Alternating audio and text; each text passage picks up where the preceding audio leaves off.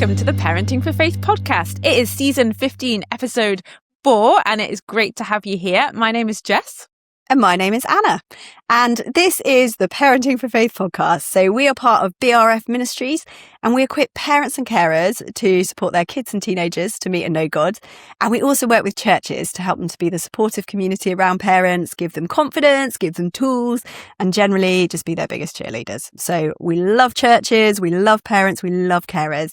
And we are so glad that you are listening today. Thank you so much for joining us. We are going to be hearing from Pete Greig of 24/7 Prayer, and we're talking to him about prayer, funnily enough. Chat and catch, how to hear God, how to share stuff with God. So it's going to be a great conversation. So today's podcast episode, we have a new guest. We have Pete Greig with us today. Hi, Pete. Hey, Jess. Great to be with you.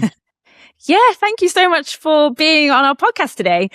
We always start our podcast with a little bit of a get to know you. So can you tell us a little bit about yourself and what you do? Yeah, sure. My name is Pete Greig. I'm married to Sammy. We've got 2 now adult sons. One got married last August, and the other is just about to get married. So we're in the middle of all of that craziness. Wow, you're very a father-in-law. excited to have. Yeah, we've got girls coming into our family, which is a whole thing. And I'm the bewildered founder of the 24/7 Prayer movement. So we're a movement of prayer, mission, and justice in more than 100 countries. And I'm also really involved with Waverley Abbey. So it's an ancient monastic site that we're just bringing back to life again. And that's enough about me. I'm a happy little fella. And obviously prayer is super important to you. Has that always been a part of your life, or has it kind of grown over time? Yeah, what did that look like for you over your life? Yeah, it really has been a part of my life.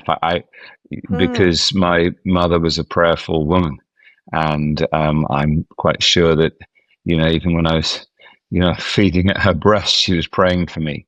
So prayer is kind of like breathing for me, I think. I remember, after nighttime prayers, as my lights went out, my parents disappeared, I had this prayer I would repeat again and again and again, which was, don't let mom and dad or anyone I love die tomorrow. And I figured if I did that every day for the rest of my life, no one would ever die. But I've struggled with prayer as well. I'm not someone who's ever found faith easy. I'm more of a Thomas than an Apostle John, and I rejected my faith in my late teens. And then I really came back to faith and to a dynamic conversational relationship with God through a lady called Jackie Pullinger in Hong Kong, and realized this thing's true and that we are designed to walk and talk with God. So, I don't know that I find prayer easy, but I know that it's natural to me, if that makes any sense at all.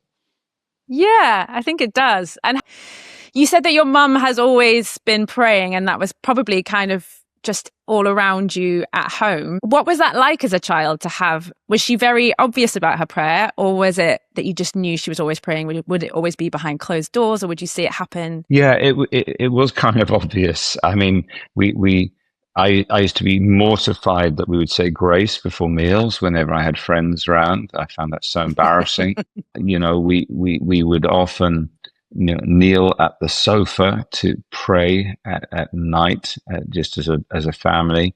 Whenever we went on a long car journey, more slightly scarily, my dad would always pray that God would protect us and keep us safe. I don't know why, he didn't do it for short runs to the shop, but it was like if he considered it a serious journey. It got a prayer. It was kind of and then I think one of my earliest memories would be in the morning. My mom and dad would sit in bed together, have a cup of tea, and they would read the Bible and pray together. And then at night, I sometimes went in and found my dad just kneeling silently talking to God, and that was a profound impact on me. What's going on in there? I can't hear. There's something here. He's not performing to anyone. He's just alone in his bedroom. And that stuff gets inside you. And I think whatever else we do to help our kids pray, the biggest single thing will be what we model. And we all know that they see the hidden things. They have access to our lives in a way no one else does. And their entire existence depends on being able to read us well. So yeah. Yeah, that's brilliant. I love how something that has been a part of your life for so long, you're kind of like continuing into what you're doing, but it's kind of like being shaped by your personality and what you're passionate about. And with that, you have just written a new book, right? It's come out recently. Yes. Could you tell us a little bit about that? Yes, it's called How to Hear God, a guide for young explorers. And it's super fun. It's full of cartoons and fun facts and heroes of the faith who, heard God, like Florence Nightingale. She was called by God, I think in an audible voice, to become basically the mother of nursing. There's all these cool stories. And it's been so exciting to have. Actually, last Sunday, a dad came up to me with his 10-year-old daughter clutching a copy. And he just said a year ago she wasn't really sure about God, but she's now really hearing God and it's working. And then she said to me, I'm telling my friends about it at school. So yes. it's so encouraging. Jess, I'm convinced that the world is so terrifying at the moment, and the future with AI and everything else, no one even knows how do you train a child to step into the world that we don't even understand what it'll be in 10, 15, 20 years time. Yeah. And I am convinced that if we can taught them to walk, teach them to walk and talk with God, although the future world will look completely different. We don't know what jobs there will be. We don't know. I mean, are we heading towards war? Let's hope not. We have to urgently teach our kids how to hear God for themselves, have a real relationship with Him. And here's the wonderful thing: kids are better at hearing God than adults, in my experience. Yes, they are. Yes. Yeah, they don't have that questioning element, do they? They're like, yeah, this is God. And they yeah, exactly. They're good with their imaginations. It's interesting to me that, particularly Protestant Christianity moved religion into the frontal lobe. That's the bit of your brain that's all about language and sort of rules. And yet Jesus deliberately took revelation out of the frontal lobe into the limbic region, i.e., he talked in parables. So he was appealing to the imagination. It's the bit of your brain you use when you go to the cinema. You don't sit there going, it's all pretend, they're only actors. You learn how to switch off your frontal lobe in order to enter into the story. And it's so interesting to me that Jesus deliberately tried to talk to the bit of you that is good at imagination. And then, of course, he said, unless you become like a child, you can't enter the kingdom. So, and I think there is a really interesting relationship between imagination and hearing God. It's just in our culture, we talk like, if I say to you someone is immature, that's a negative. Yes. But of course it's not. It just means you're in a different stage of development. And it seems to me that, when the Apostle Paul says, submit to one another out of reverence for Christ, he was writing to a church that had children in it. There's something about seeing Jesus in other people, whoever they are, not just in the pastor or the preacher. Like, how do I hear God in the children in my church? How do I learn to listen to what God might be saying to me through someone who's in the margins? And it seems to me that we do that because of respect for Jesus, submit to one another out of reverence for Christ. Like, you have Jesus in you. So we need to be careful we don't patronize children, because Jesus definitely didn't do that. No, that's a really interesting point. And it's all over scripture, isn't it? Like Isaiah, it says that the children will lead the way in talking about heaven. Yeah. Giving the weight of what children are and that we should be like children. I definitely think there's kind of like an imbalance going on. And were there any other interesting things that you found about when you were writing the book, or even trying to illustrate the book? Were there things that you found a bit of a surprise or a challenge maybe? Well, I think the biggest surprise to me is realizing that hearing God is not weird. It's the most natural thing in the world.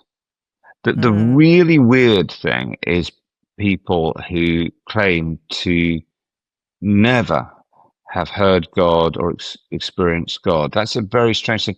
And in the book, I talk about a lot of the people who've shaped the entire world that we live in. You know, from Florence Nightingale to Abraham Lincoln, who absolutely unashamedly heard the voice of God, and that was what affected them.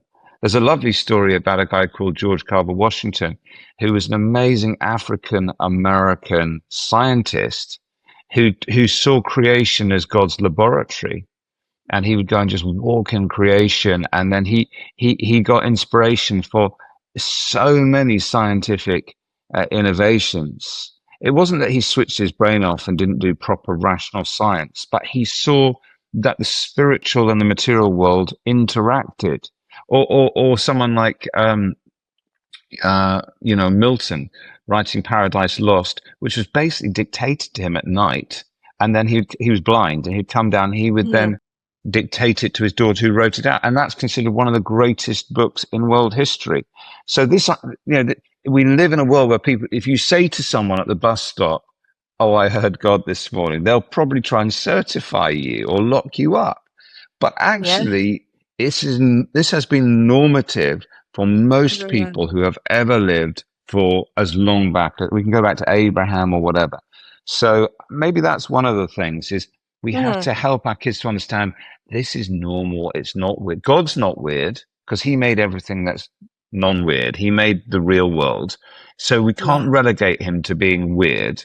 He is the most normal thing on earth, and hearing him is also normal. And it's interesting what you said earlier, because you said talking and hearing from God is normal, but you find it difficult. What do you think it is that makes it not easy for you, or for children, or adults in general? Well, that is a paradox, but I think everyone listening and watching will relate to it.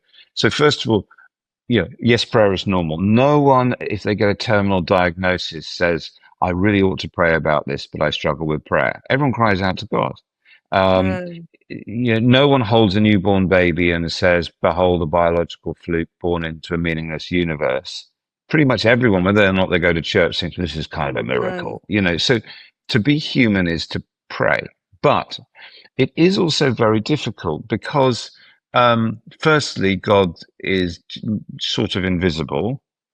Secondly, he doesn't often speak in an audible voice. Thirdly, the world is full of so much pain and suffering and things that we just don't understand. Fourthly, whilst God is not weird, he is also not the same as us, which means that he isn't going to just speak all the time, and he's not always going to say what we expect. And sometimes, in my experience, he changes the way he speaks in different seasons of life. And you think God stopped speaking, but it's actually just that he's trying to teach you a new language for a new landscape. And then also, the Bible says that we hear God best in silence. Be still and know that I am God. And in case you hadn't noticed, the world is very, very noisy and busy. And so I think there's psychological reasons, cultural reasons, theological reasons. And also, let me finish with this one. I think that so much of the material on how to pray and how to hear God is written by massive introverts who basically want to sit alone talking to squirrels, drinking Earl Grey tea. If you're an extrovert, or if you're someone, all my friends who are school teachers say, yeah, we know some people are kinesthetic learners. That they learn by doing. You just talk from the front, you watch someone grazing over, you say, "Come on, let's get up, let's do something." And so I had to learn it was okay for me to for example, take a Bible verse on a run with me and just be thinking about it as I ran. But that was no less spiritual than sitting alone with Earl Grey tea. So, I think that there's lots and lots of reasons why prayer can be difficult. And of course, there's an enemy who doesn't want us to talk to God. So he distracts us. The second I sit down to properly, intentionally try and pray, you wouldn't believe the overwhelming desire to learn the saxophone or whatever it is, you know. That is so true. And that's really helpful to kind of like ground it in, you know, the spiritual element of that, but also the physicalness of it. Because like you said, some of us like to move, and God speaks to us in all of those ways. And that's why at Parenting for Faith, we have one of our 5 key tools is chat and catch, for that reason of it's not chat and listen, it's chat and catch, to recognize that there are different ways to catch God's voice. It's not necessarily hearing a voice in our head, but it's maybe, you know, like feeling his presence on our bodies, or it's, you know, in our imagination, like we were talking about. And we can often, completely get stuck in that one way of doing stuff. I've worked in churches for over like 20 years, and it's so easy just to go to the default of the thing that we know quite well. On that, are there any like examples in your book that you are like, I don't know, proud might be the wrong word, but it might be the right word, proud of, that you found that you're like, this is something that I'm really excited to share with, you know, teenagers and older children, of how to hear from God? Yeah, I mean, you know, I think learning exactly what you're saying, just teaching children and young people that God is in all of their life and not just in the religious bits.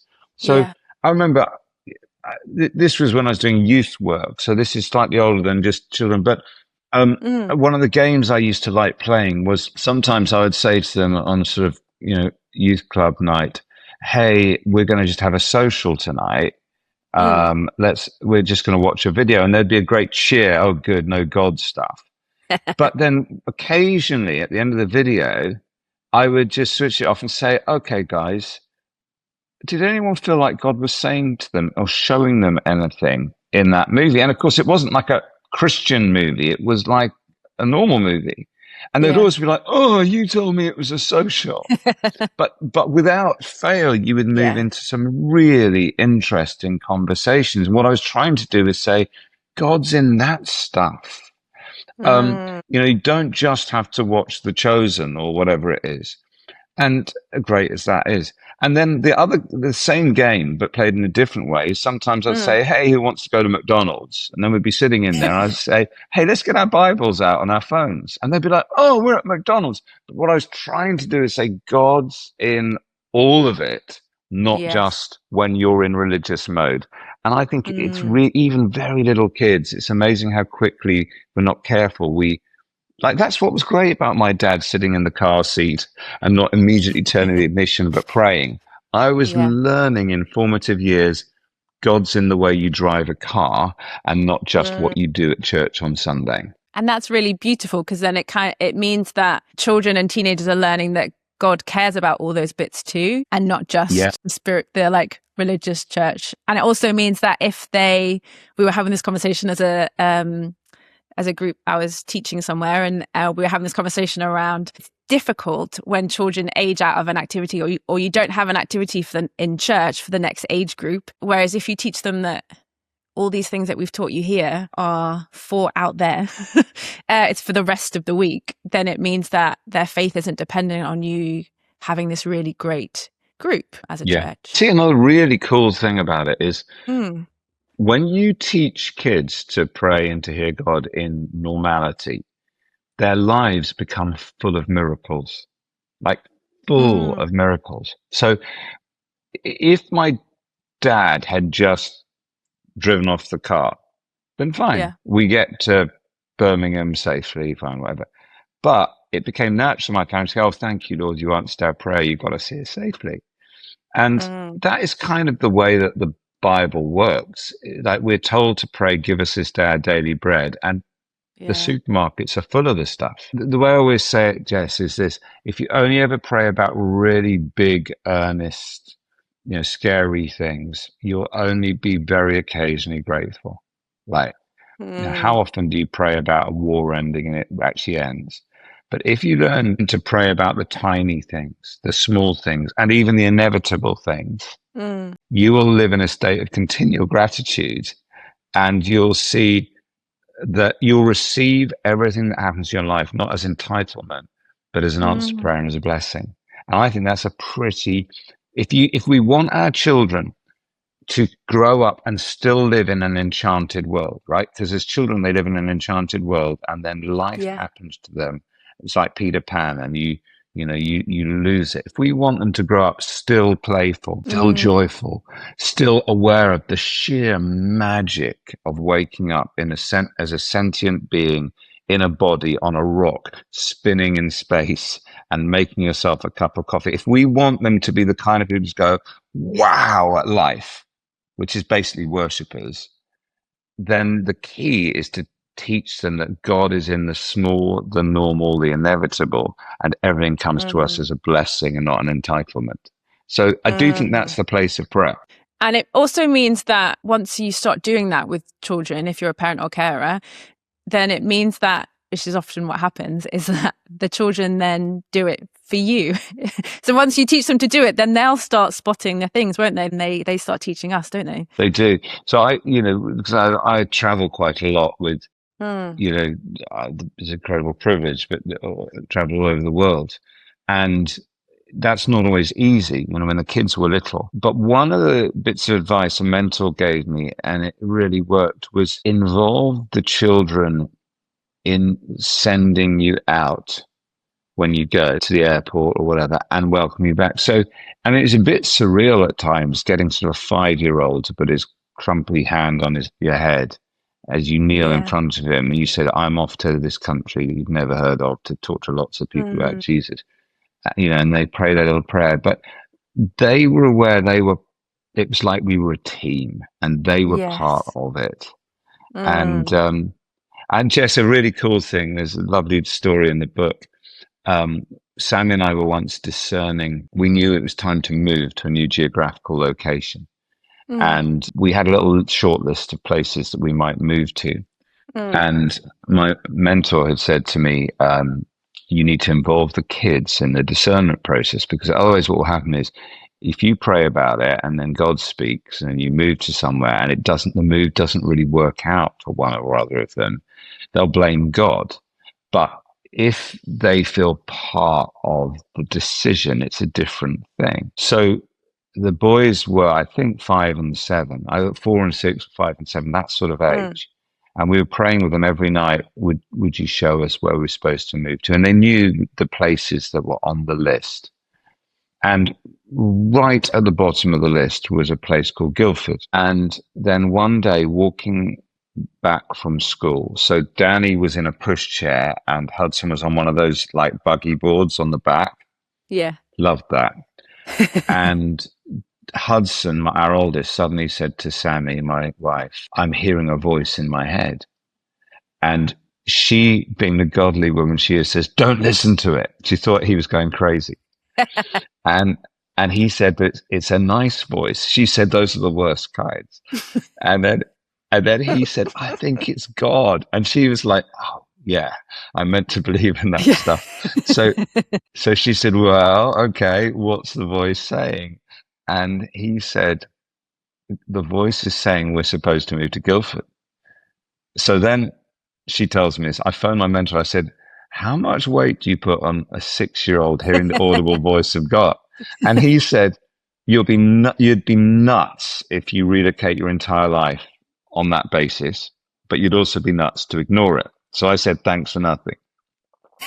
So then we went out for a Chinese meal, and little Danny, he's 4 years old. His hair used to be like electrostatically charged. It was just vertical. And youngest child, not really used to anyone giving him all the attention, but we all turned to him. He's in his little booster seat. And we said, now, Danny, Hudson thinks God's calling us to Guildford. What do you think God's saying? And he took his time, because he had the whole family attention, his little fingers. Yeah. Well, and eventually he had to say, are you going to say anything? And he said this. He said, I think God is saying, if we move to Guildford, can we have a dog? Of course. So that's how Noodle, the Labradoodle, came into our lives. So listen, Jess, we all hear God differently. Kids should be part of learning to hear God. Some it's very mystical. That, you know, Hudson is more mystical to this day. You know, he's got a vivid imagination. And Danny now, you know, the one with the electrostatically charged hair, is now a scientist. So let's just say his hearing of God was a little more practical. And I think let's try and teach our kids to hear God the way they are wired to hear him. They don't have to hear the way their brother or sister does. Yeah. What a great story. I definitely felt like I was there in the Chinese restaurant. Yeah. And I love that element of, just let them be them. God created them in their own way and he'll speak to them however is best for them. Yeah. Yeah, that's great. Thank you so much for coming to talk to us today. Oh, if it's a pleasure. People want to hear more, if they want to connect more, what's the best thing for them to do? We'll share your social media tags in our show notes as well as your book. But is there anywhere else that would be a good place to signpost them to? Well, thank you. How to Hear God, A Guide for Young Explorers, is actually a sequel to another book I did called How to Pray for young explorers. And so, you know, they both fit really well together, Jess. And I'd encourage. It's what's really lovely is all the stories of carers and parents like reading this book with their kids, and then the conversations they get out of that. So do get hold of those. But 247prayer.com. Everything's on there. And one of our kids related ministries is prayer spaces in schools. And so for many years now, we've been turning school classrooms into prayer rooms, and amazing things happen. If the teachers aren't believers, they call it cross-curricular experiential learning. But basically, God shows up. It's brilliant. I have heard brilliant stories from prayer spaces, so we definitely recommend them too. And those books as well, they are specifically for the older child, but I can definitely imagine reading them to younger children, right? Even though they can't read, they've got brilliant illustrations. So, would be really great for the whole family. Thank you so much. It has been great to hear a little bit about you and your heart for prayer as well. Thank you, Jess. Raising children and raising them in the faith is the most important ministry in the world. There's all sorts of people want to go and do exotic things for God, but the primary front line of the kingdom of God is children. It's God's priority, and it never feels very glamorous. Sometimes you feel, you know, life's passing you by as you're changing nappies or whatever you're doing, but it really is the primary outworking of the Great Commission. So thank you for what you do, helping people on that challenging commission. Thank you, Pete. I really enjoyed that conversation about prayer. It gave me lots of ideas. But to help you spark a conversation this week, we've got a fun question. Our question is there a prayer that you've been praying that God hasn't answered yet? Ooh, that is going to spark an interesting conversation.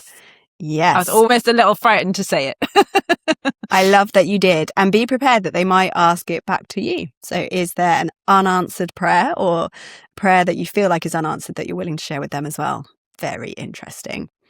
We absolutely love making this podcast. We love being able to resource you and encourage you in this way. And it's possible because so many of you wonderful people chip in, some with £2 a month, £5, £10, some a lot more.